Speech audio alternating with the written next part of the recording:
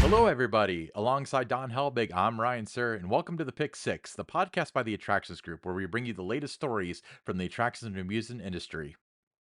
Now, Ryan, before we dive into this week's Pick Six, let me remind our listeners where they can tune in to the Attractions Group podcast. You can catch us on your favorite podcast platforms, and be sure to subscribe, like, and follow. Because that's what all the kids are Ryan, doing. that's right. Ryan, get us started. What's story number one? Story number one. So, SeaWorld Entertainment Incorporated is rebranding as United Parks and Resorts Incorporated effective February 12th, 2024. Now, this change reflects the consolidation of its 7 brands across 13 parks in the US and Abu Dhabi. The stock ticker on the New York Stock Exchange will shift from SEAS to symbol PRKS, with trading starting February 13th, 2024. Notably, this only impacts the parent company's name, where individual parks will retain their identities. Don, it's been seized for a long time. Why are they doing this? Well, it just makes sense because of the different type of brands that they have. 7 different brands across 13 parks. So I think it's a way to kind of have, just make it sound more diversified with the portfolio, I think. I understand that, and that seems to be the narrative that they're pushing as well. My question, though, is why does it matter what the parent company is named? I feel like there's another reason for doing this, and maybe it's that maybe you're right. Maybe it's something about appealing to uh, stock purchasers or something, where it's like, oh, it's just SeaWorld, and maybe there's a bad connotation to SeaWorld because of Blackfish or something. But it's interesting that they would do this. It's a very expensive process to change your name, because they have a lot of SeaWorld parks and Mhm. entertainment stuff out there. Uh, do you People have been speculating that this is an implication that they might be acquiring more parks. I don't necessarily think that's wrong. I mean, they could be, but time will tell. That is true. Don, what's story number 2? Dollywood's 2024 festival lineup has been released. The enchanting saga begins with the I Will Always Love You music festival from March 9th to April 14th, inviting fans to delve into the art of songwriting and discover the stories behind cherished tunes. As spring blooms, the Flower and Food Festival, April 19th to June 9th, unfolds with iconic cultures, mouth-watering seasonal flavors, and spectacular entertainment, bringing the vibrant colors of the season to life. The sun-soaked days of the Smoky Mountain Summer Celebration, June 15th, August 11th, stretches into the sweet summer nights, offering inspiring bursts of color and family favorite shows.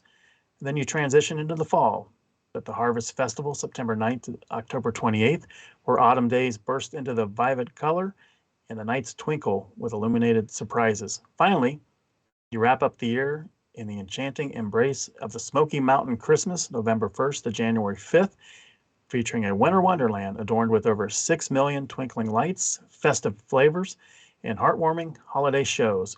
Each festival promises a unique chapter in the Dollywood experience. So, Ryan, which one captivates your anticipation the most? Did you do that whole monologue in one breath? That was impressive. I did. And we've talked about with Dollywood, how they do a lot right. There's always something there, and this comes back to Epcot as well. There's like a 2-week lull between events. You go into I Will Always Love You festival to spring celebration to summer to the fall fest is what they call it. Not pumpkins, right? Yeah, it's fall fest there, and then Smoky Mountain Christmas, Harvest Festival. Harvest Festival. That's it. Um, uh, God, if you're asking me what my favorite is, probably I really like the spring one. I like the topiaries. My favorite topiary, by the way, is the Dolly Parton Coat of Many Colors one, as I've stated many times. But I think that's my favorite, and part of it might be that I really like the spring, the time of year. It's getting warm, but it's not too hot. You have nothing but summer to look forward to. So yeah, I would say that. Which one captivates you? Smoky Mountain Christmas, because I think, no other park during the holiday season captures the spirit of the season the way Dollywood does. I mean, the park is just stunning with 6 million lights. You've got the great food they have, the rides, all open. It's not where it's just, a select number of the rides open during the Christmas event. So you still get, the Dollywood experience during the day, and then the sun goes down and, the place just pops with all the lights and there's the festive decor and all those kind of things. So I really love the Christmas event. But I do have to say the Harvest Festival is very well done too. All the decor, the food, it looks spectacular. So if you've not been to Dollywood in the fall, and I know a lot of our listeners have gone to the Christmas event, but if you've not gone in the fall, make sure you do that because it's a can't miss experience. Yeah, actually chalk me up as somebody that's never been to the Harvest Festival. I've been to every other festival more than once except for, the I Will Always Love You festival since last year was the first year, so I've been there once. Yeah, but they do it like it's a tastefully done Halloween event where it's not about the scary and the mazes and the monsters roaming around. It's, geared for families. And it's just such a fun time. Absolutely. All right, let's move along. So we're sticking with Dollywood with this one. So in a dazzling acknowledgement, National Geographic has unveiled its prestigious list of top 22 hotels worldwide for 2024, with Dollywood's Heart Song Lodge and Resort securing a well-deserved spot. The exquisite resort in Pigeon Forge, Tennessee, has not only captivated guests but also earned recognition as part of National Geographic's Worth a Trip category. Worth a Trip category. Don's worth hanging out with. Uh, That's right. Adding to the accolades, Dolly Parton, the iconic singer and creator of Dollywood, has been dubbed the hospitality queen among 9 distinguished travelers of the year. This recognition is a testament to her impact as a game changer, making a difference in the world of travel. Very impressive for a resort that's what, less than a year old, right? It hasn't been around long, you're right. Um, Less than a year. And to get that recognition right off the bat, I mean, they had to really wow the guests that stayed there to get that kind of conversation going to make this list. But again, Dollywood does so many things right. And this is just another example with the Heart Song Lodge and Resort. What do you think? And I think that this question has been answered. We've had a couple people that are tied to Herschend and Dollywood and so on here. Why does Dollywood do so many things right? And I'll give you a clue on what I'm thinking. It's not that they make a bunch of good business decisions. What are your thoughts if you had to summarize it? I think you got a lot of really good people involved in the company, involved working at the park. Um, I think that's a big piece of it. It's just it comes down to people a lot of times. I agree. I would say bigger umbrella. It's they care. It's simple as that. Yeah, they They care. care. Right. They care. They want you to have a good Right. experience. They want you to walk away with memories. Every park says that. And if But at you're yeah, but Dollywood, you if you're believe it. from the top, if it starts at the top and if it trickles down and you see like if you're working and say your rides at Dollywood and you see your managers and their managers and the general manager and Dolly, everybody cares about every guest that comes through the gates and they genuinely care about the experience that you're having. I mean, that's going to trickle down and you're going to want to make sure that you're delivering or meeting that expectation of what the culture is there. So I mean, they've created just a phenomenal culture, I think. Yeah, very infamously, there were very high-end people at certain companies that would say things on public conference calls saying like, "Who cares about the quality of food? People gotta eat." Somebody that if they said that, if they were a line cook at a Hershey Park, that would be their last day. This was a Yeah, very high-end official, you know? yeah. I mean, the culture is in place, and everybody buys into it, or you probably don't last long, with that company if you don't buy into it. But they do generally care about every guest, and if there is something that goes awry, and they're going to work hard to fix it and fix it there, and everybody seems to be empowered to fix any kind of issues that would come up. And part of it is Southern hospitality. It's the culture. So everybody is one thing I did notice when I first started going there was I was, when I was younger, I didn't appreciate this as much. This is like 10 years ago or so. But like I was always annoyed that, the ride operators would, like, say hi to everybody as they're checking the restraints. I'm like, "Oh, these operations are terrible." Um, Nowadays, like, I think that's, like, the best part of some of these parks is that they're personable. Now, the operations have gotten better in the last 10 years, I might add, but they didn't lose any of that, like, everybody's personable, nobody acts like they don't wanna be there, and that's just so evident in a lot of places in and out of the industry, and you just don't see that there. And just quickly, if you have not ridden Thunderhead over the past year or so, get the Dollywood, ride it now. It is running fantastic, probably better than it ever has before. Love that ride. Oh, yeah, dude, Thunderhead, was pretty good when I rode it the first time 10 years ago, and then several years ago, I rode it, and it was like, "Yeah, I'm good with once," and now it's running like it's brand new. Whatever they did worked. And then ride Big Bear Mountain, which isn't too far from it. Alright, moving right along. Well, get ready for the magical Animals Aglow Lantern event at the St. Louis Zoo in Missouri. Opening on March 13th and running on select dates until May 5th, this enchanting experience will dazzle you with over 60 larger than life Chinese lanterns and captivating plant and animal shaped light displays scattered throughout the zoo. I like turtles. Yeah, absolutely. We always throw in these zoo these zoo stories, but, uh, They're important. 60 larger than life Chinese lanterns. Are they the ones that you light and, like, let go, you think? Or, or are they, like, on display? It looks to me like they're going to be on display. Okay, I was gonna say 60 large. Larger than life Chinese lanterns. Yeah, that would be a fire hazard if they did 60 giant lantern. Yeah, Because and animal shaped light displays. I mean, this is going to be really cool.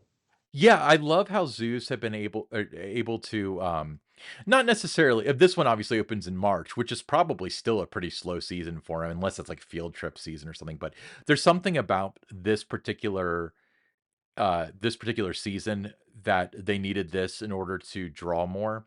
I'm guessing March 13th through May 5th tells me that they're open till 5 normally, and they're thinking we can do a full turnover of people. Like we can repopulate the park between 6 and 10 or something.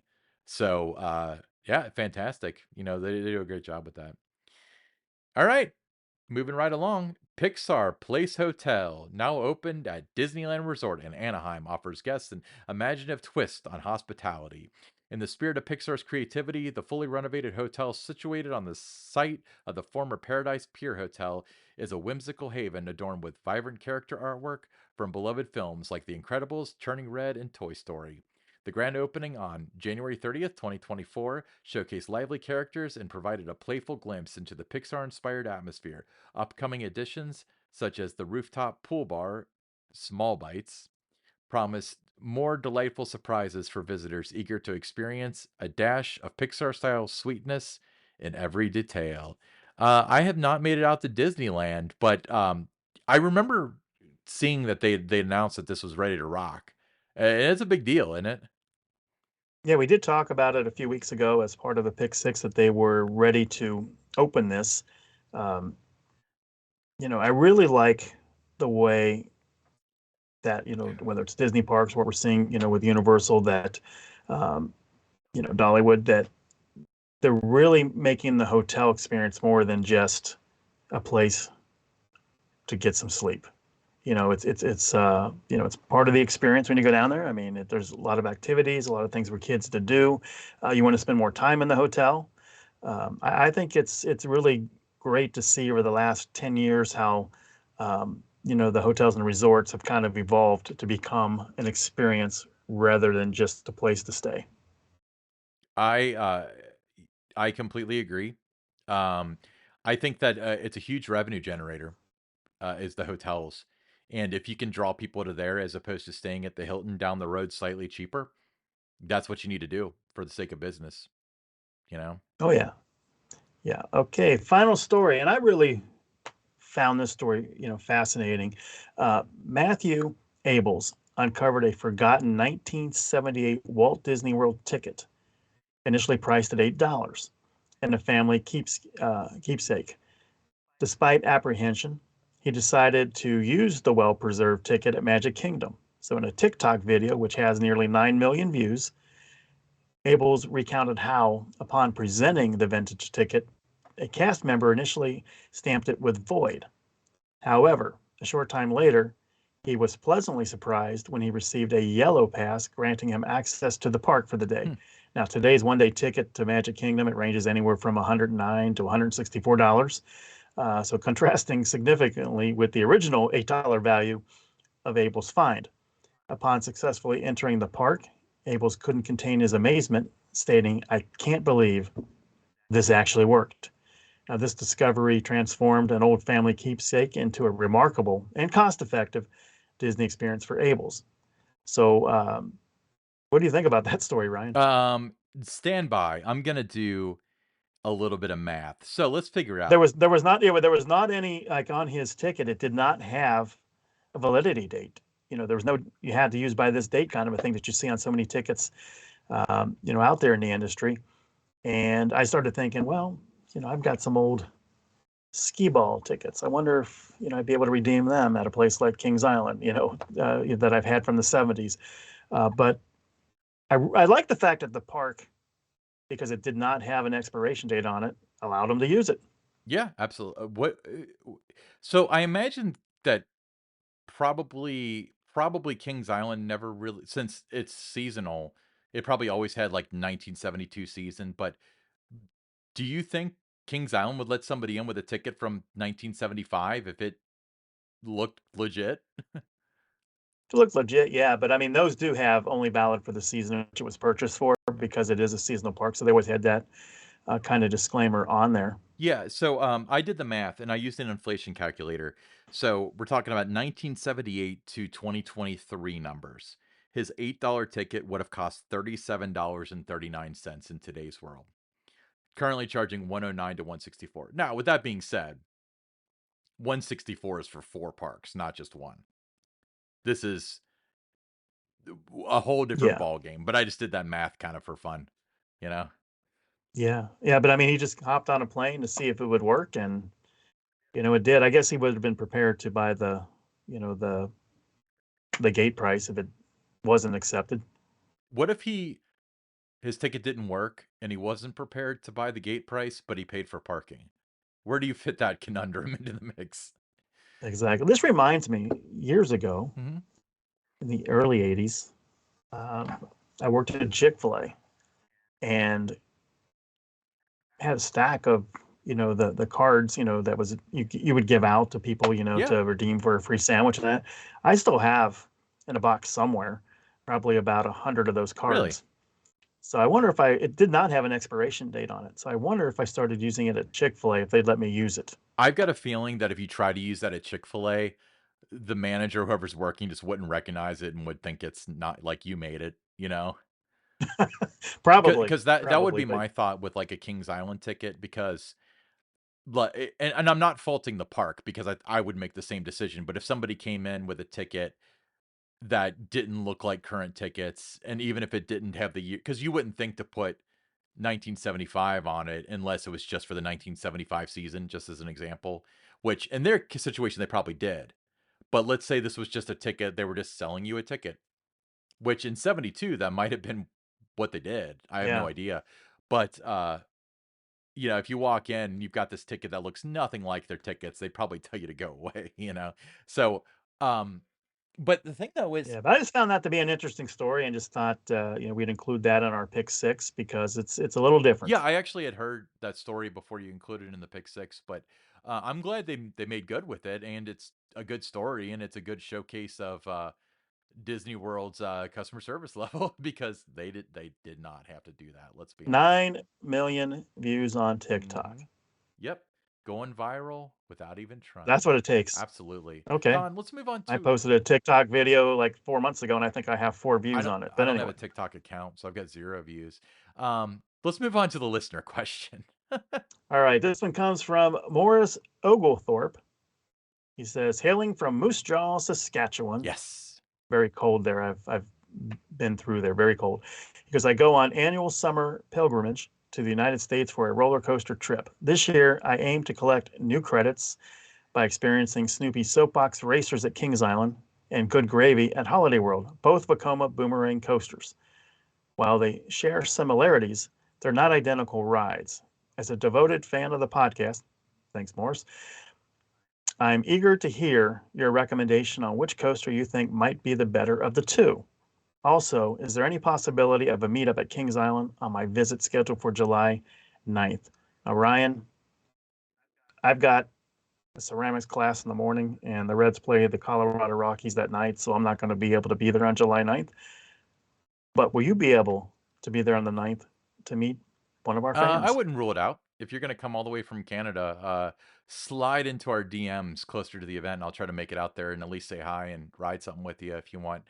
Um, which one's gonna be better? I think the ride experiences, as far as the sensations and the G forces and stuff, are gonna be tantamount to each other. Which theme is gonna be better? I'm not sure. Because you and I, based on our discussions, it sounds like we'll default to like, oh, good gravy. It's the more creative and stuff. But I don't want to discount Snoopy's Soapbox Racers because Camp Snoopy's going to be cool too. Camp Snoopy's going to be very cool, but I don't know that you're going to have that storytelling component to it that you're going to have with Good Gravy. I mean, there's a whole backstory as you're going. Going through the queue is an experience for you It's that, on Good Gravy. yeah. So I think because of the storytelling component, I think that's going to be superior to what you're going to see with Snoopy Soapbox Racers. Now, the ride experience, as you mentioned, probably going to be, little subtle differences with that, but I don't see, while you're going through the queue that there's this, big backstory that leads you, up to the ride. I agree, and it's funny because especially now toying around with like a lot of these parks down south where like theming is the big thing and stuff. I often kind of wonder where I start my judgment because mentally I was thinking you get in the train and then from there which experience is better, which I think that between the two of them that would be a good debate. We'd have to ride them to know. But if you want to talk about walking through the queue and stuff like that, if you want to include that into the ride experience, no doubt, Good Gravy's got to beat. Well, I think it's a big part of it, But at the that same backstory. time, You get immersed into it. but at the same time, to be fair, when somebody says, like for example, um, Harry Potter and the Escape from Gringotts, a lot of people that are like big coaster enthusiasts are like, I don't like that ride because it's a roller coaster, but it's not very intense. And then you come back with the argument of like, it's not designed to be intense. It's got, the show elements and stuff. But you might also have to throw in like, you have to walk through Gringotts to get to the ride. And that's even before you like enter the queue. So that's an interesting thought experiment as to, and honestly, I think that, you entering the park and walking to the ride is all the ride experience is some of its parts. If it's a really good ride in a really bad park, it's not going to be as good of a ride. But if it's a pretty good ride in a really good park, it's going to be a great ride. It's just the way the human brain works. Mm-hmm. Cool. Don, No, great no, question, Morris. Don, where Appreciate it. is Moose Jaw? It's in Saskatchewan, Okay. where it's extremely cold during months. Yeah, it's I know about it because being growing up and being a hockey fan and working professional hockey, and um, that's why I'm familiar with Moose Jaw, Saskatchewan. so, but Miss Moose Jaw, like I'm familiar. I've heard of Moose Jaw, obviously, and I know Saskatchewan. But is it further north, or how far north is it? I just know Saskatchewan, and we're on a bus, we're just driving and stuff, and it's just cold. So you just remember That's all I know you about. remember waking up and looking through a frosted window that, oh, Moose Jaw in 2 I kilometers. just remember very cold, and there was a hockey team, the Moose Jaw Mhm. Warriors, wanted to see a junior hockey game in the Western Hockey League. And just that whole Western Hockey League, those cities, you had Moose Jaw, had Brandon, you had Red Deer in Alberta. All those places just, it gets dark around 3 in the morning. I mean, 3 in the afternoon. Yeah. And it doesn't get light until about 8 in the morning. So it's just one of those kind of very. I've only seen it in the wintertime. Maybe in the summer it's beautiful, and there's a lot of farmers. Yeah, that's one thing I've noticed, like, a lot of the places that are just Hockey, or yeah, you play hockey or you're a wheat farmer. well, a lot of the places that are, like, terrible in the winter are beautiful in the summer. Like, look at, like, Minnesota. Minnesota's beautiful in the summer, but it's got some of the worst winters out there, but awesome. Yeah, hey, thanks for listening. I was wondering who that person that was downloading our podcast out of Canada was. But, Now we know. yeah, now we know, and it'll be interesting to hear which one. I mean, Kings Island people are gonna always think that Soapbox Racer is better, or it's gonna be one of those weird inverse things where Good Gravy's so much better and Soapbox Racer's stupid, you know? But it'll be interesting to hear what the general consensus is as to which one's better, because I feel like, the ride experience is gonna be tantamount either way, but you're right, that queue and stuff, that's gonna get you hyped up and very, very cool. But thanks, Yeah. Morris, for submitting that question. Very good question. Yeah. So that wraps up another pick six. Remember to follow us on X/Twitter at attractions_GRP. You can listen to our audio podcast on all your favorite podcast apps or watch the video version on YouTube by searching for the Attractions Group podcast. Don, do you have any final thoughts about any of these fine pick six options that we had for this fine week?